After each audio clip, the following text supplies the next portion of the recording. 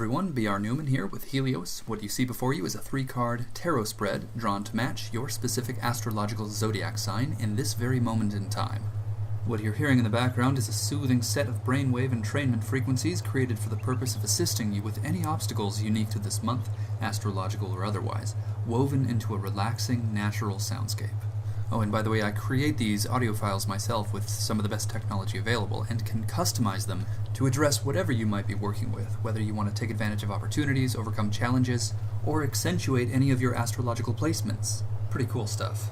And these kinds of things and more are all available on my website, IamHelios.com, and there you'll also find tarot and astrology readings, but also extremely comprehensive yet simple and easy to follow astrology and tarot courses, so check those out.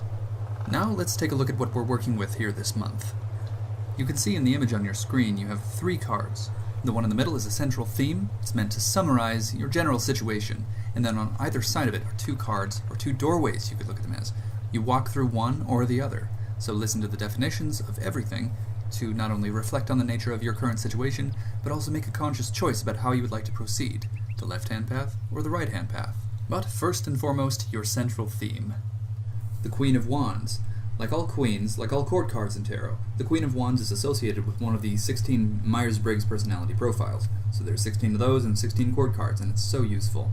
The Queen of Wands in particular is associated with the INTJ, or the Introverted Intuitive Thinking Judger, a very independent personality. They see everything as a kind of game. Life is like a chessboard to them, and they have a high need for competency. They're very theory-based, very skeptical. Everything seems to need to be done their way, and everything has room for improvement.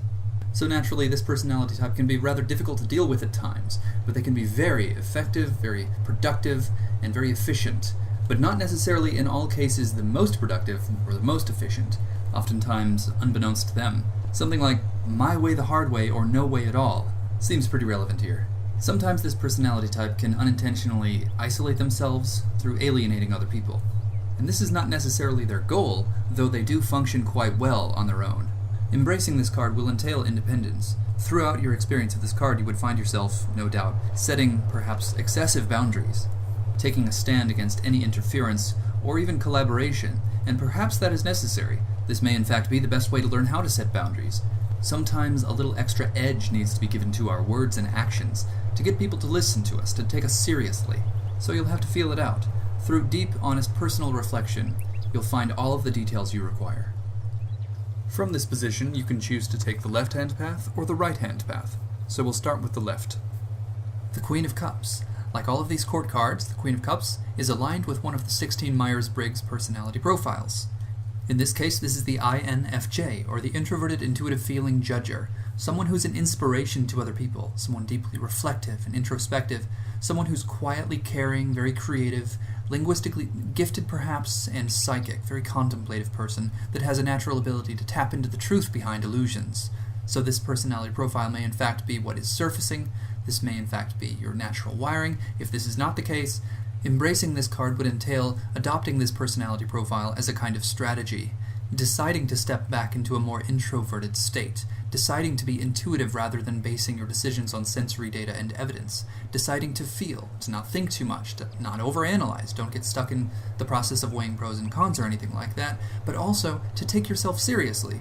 Do this with the intention of making something of yourself, being of service to someone or something, of service if not only to yourself, to your goals, to your vision, something that's greater than you or I. Embracing this personality as a method, as a strategy, might bring with it psychic gifts, creative abilities, beyond what you had thought possible before. So this shift in perspective, or this shift in attitude or approach, may bring with it some surprising new ingredients. If this personality profile already seems to be a match, this is simply a matter of being yourself, which, truth be told, is not always easy. Or you can choose to approach the situation outlined by your central theme according to the right-hand path, the Mages. This is, in fact, the first of the Major Arcana series, coming only after the Fool, which is technically 0. This being the first is associated with the Sun and Mercury in Aries. This is the wielder of miracles, not to be confused with the maker of miracles. This wielder of miracles draws his power from the boundless ocean of cosmic intelligence. He's merely the channel. Nevertheless, miracles do happen, and this card does denote miracles. This denotes incredible ability, surprising ability. Sudden insights, epiphanies, and talents randomly, seemingly, coming to the surface. On the Tree of Life, the Magus serves as the bridge between Keter, the plane upon which all primordial essences reside, and Binah, understanding, processed wisdom, in the left hemisphere of the brain, that which brings the imagination of the right hemisphere of the brain into form. This card often indicates some untapped ability that's waiting to see the light, waiting to be brought out into the open and used, ideally intending the betterment of all of humanity. So have confidence in your source. And that concludes this month's complimentary tarot reading. Of course, to get truly serious, very specific, in the most useful way possible, you're going to want to contact me for a tarot reading, for an astrology reading, or a tarot-astrology fusion reading. You'll be so glad you did. You can subscribe to my YouTube channel and explore other videos I might have that are relevant to this month. You can subscribe to my website to receive updates, special deals, and freebies as well. I hope you have a really great month. Thank you so much for watching.